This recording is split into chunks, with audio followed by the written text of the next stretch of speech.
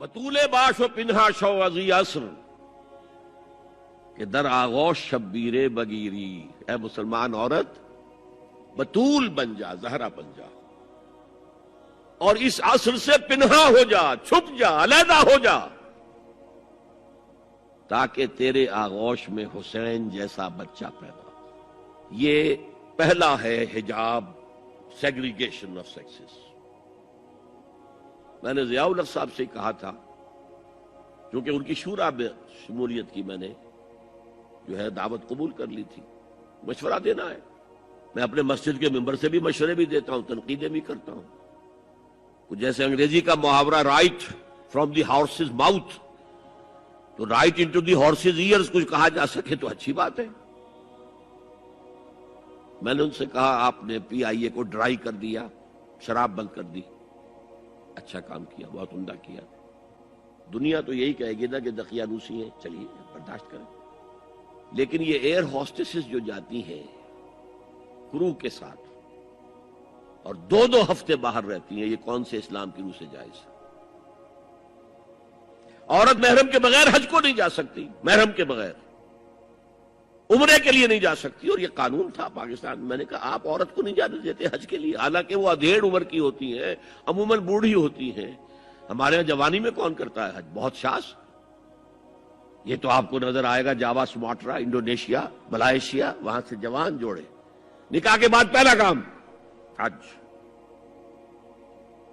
کہ ہمارے ہاں سے تو بڈھے ٹھیرے گئے ہوئے ہوتے، اور پہلے زمانے میں تو ان کو رخصت کر دیتے تھے کہ بس رخصت ہی ہو جائیں گے، یہ واپس نہیں آئیں گے.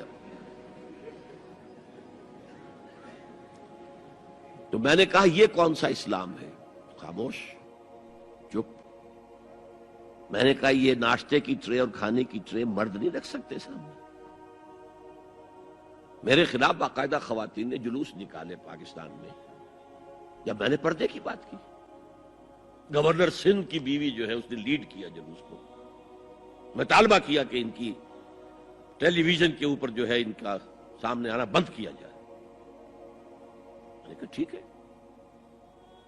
بدا الاسلام غریبا ویسعود کما بدا فطوبی للغرباء. اسلام شروع ہوا تھا تو اسی حالت میں تھا کہ کوئی اس کو جانتا پہچانتا نہیں تھا. پھر جب اسلام غالب ہو گیا تو طاقتور کے تو سبھی دوست ہیں، سبھی پہچاننے والے. لیکن ان قریب اسلام پھر غریب ہو جائے گا. تو جو اسلام کی غربت کے ساتھ خود غریب ہو جائیں ان کے لیے مبارکباد.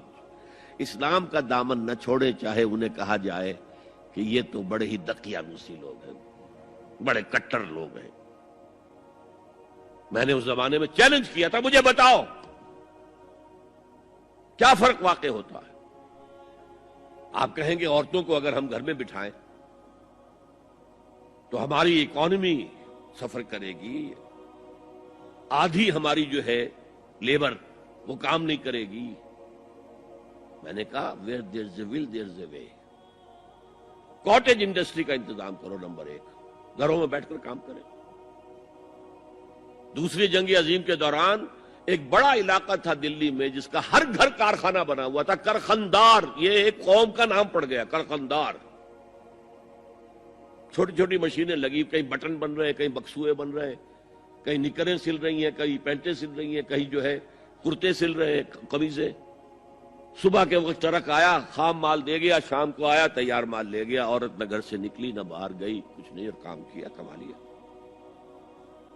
کاٹیج انڈسٹری کا انتظام کرو.